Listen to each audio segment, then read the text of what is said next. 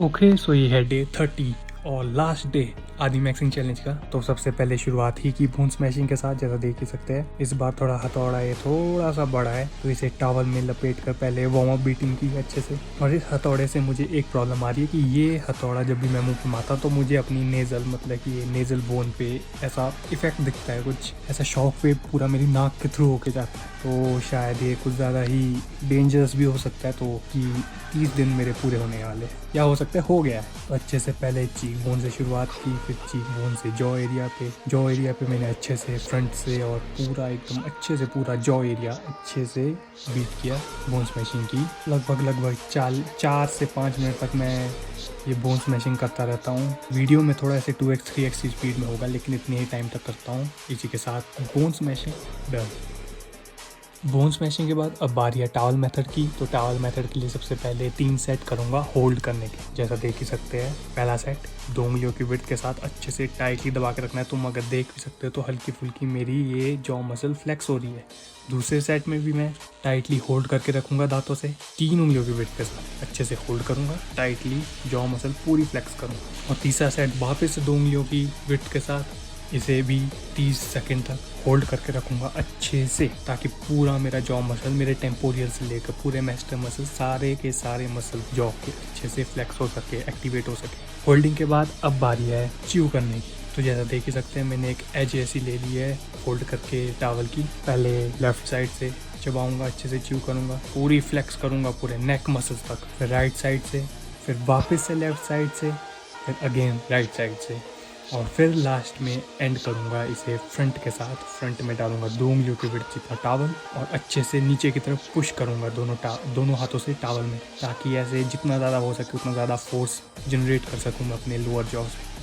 और मैं सच बताऊं, ये काफ़ी पेनफुल है। जितना इजी ये दिख रहा है उतना इजी है नहीं है। अगर अच्छे से करोगे तो ये बिल्कुल भी इजी नहीं है, और अच्छे से अगर नहीं करोगे तो रिजल्ट भी कुछ नहीं मिलेगा।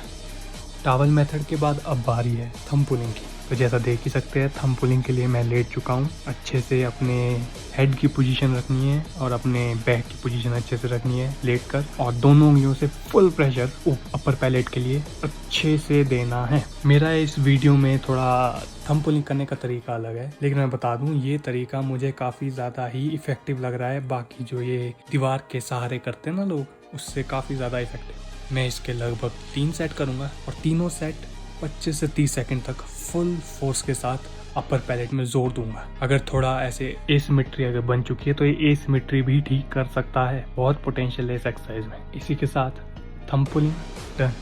थंब पुलिंग के बाद अब बारी है नेक कर्ल्स। नेक कर्ल्स के लिए मैं लेट चुका हूँ। पहले अच्छे से बैक की पोजीशनिंग कर दूंगा मैं बेड पे, और अच्छे से पूरा स्ट्रेच जाने दूंगा। फिर वापस से कॉन्ट्रैक्ट करूंगा अच्छे से, स्ट्रेच कॉन्ट्रैक्ट। इसी चीज़ में नेक कर्ल्स होती है। इसके लिए ज़्यादा फोर्स लगाने की ज़रूरत नहीं, क्योंकि अपना सिंपल हेड वेट काफ़ी होता है। अगर एक फन फैक्ट ये है कि एक आदमी का सिर लगभग 7 किलो का वजन करता है, और 7 किलो अपनी नेक मसल से फ्लेक्स करना, हैंडल करना, ये कोई बुरी बात नहीं है। ये भी काफ़ी इफेक्टिव है। इसके मैं पूरे 2 सेट करूँगा, दोनों सेट मैक्स रैप्स जितना हो सके तब तक करते रहूँगा जब तक मेरे नेक में पेन फील ना हो, और या फिर मैं खुद गिव अप ना कर दूँ। तब तक 2 सेट कंप्लीट। नेक कर्ल्स के बाद अब बारी है थोड़ा फेस वॉश अप्लाई करने की। तो अच्छे से एक फोमिंग फेस वॉश ले लिया है, अच्छे से अपने मुंह पे रब करूंगा। देख भी सकते हो पूरा मुंह एकदम वाइट कर देता है, एकदम ऐसा लगता है जैसे चूना लगा दिया किसने मुंह पर। अच्छे से जेंटली रब करूंगा, कोई ऐसे स्क्रब करने की ज़रूरत नहीं है। ज़्यादा ज़ोर से उंगलियों से नाखूनों को, खासतौर पर नाखूनों को अच्छे से सिर में रगड़ना नहीं है। बस जेंटली उंगलियों से, फिंगर टिप्स से बस मसाज करते रहना है। जहाँ जहाँ सब ज़्यादा ऑयल बिल्डअप होता है वहाँ पे, जैसे मेरा स्पेशली मेरा ये चिन एरिया और फोरहेड, यहाँ पे सबसे ज़्यादा ऑयल प्रोड्यूस होता है मेरे मुंह पे। तो मैं यहाँ पे सबसे ज़्यादा जेंटली रब करूँगा, और ऐसे ही करते आराम से हल्का फुल्का पानी डालकर, ताकि फ्रिक्शन ना बने मेरी उंगलियों और मुँह के बीच। इसी के साथ फेस वॉश अप्लाई। अच्छे से मुंह को पानी के साथ धोने के बाद अब बारी है लिम्फेटिक ड्रेनेज, या कह सकते हो मॉइस्चराइज भी करने की। तो इसी के साथ फन फैक्ट ये है, मैंने एक गुआशा खरीदा है। कोई भी ये मत बोलना कि गुआशा क्यों खरीदा है, डे 30 में लिया है, इतनी लेट क्यों लिया है। मैं जानता हूँ, लेकिन मैं अभी भी ये आदि मैक्सिंग चैलेंज या फिर कह सकते हो ये सिंपल एक्सरसाइज टेक्निक्स मैं अभी भी आगे तक फॉलो करते रहूँगा, ताकि इसके मैं पूरे ऑप्टिमल रिजल्ट्स देख सकूँ। ये मेरा 30 दिन का ड्रामा नहीं था, मैं इसे पूरे 30 दिन के बाद भी यूज़ करते रहूँगा, इन चीज़ों को, एक्सरसाइज को, मेरे फेस वॉश, कुछ भी सीरूँ, और एक्स्ट्रा चीज़ें ऐड करते रहूँगा। तो जैसे गुआशा देख ही सकते हैं, वैसे मुझे गुआशा यूज़ करना नहीं आता ज़्यादा, लेकिन मैंने फिर भी यूट्यूब से वीडियो देखकर जैसा जैसा यूट्यूब में बताया, लोगों ने बताया, वैसा वैसा इस्तेमाल किया, और काफ़ी मतलब और सी फीलिंग थी, क्योंकि पहली बार यूज़ कर रहा हूँ तो ऐसा लगता ही है, लेकिन फिर भी आई लाइक इट। तो इसी के साथ मेरा आदि मैक्सिंग चैलेंज कंप्लीट, 30 दिन कंप्लीट। मैं फिर भी कंटिन्यू रखूँगा, बस इस टाइम मैं रिकॉर्ड नहीं करूँगा कोई चीज़, और रिकॉर्ड करने के साथ साथ मैं ये बता दूँ, मैं अब इसके ऊपर रिजल्ट वीडियोस बनाऊँगा। 2-3 दिन का टाइम दे दो, वीडियो मिल जाएगी। इसी के साथ आदि साइनिंग ऑफ।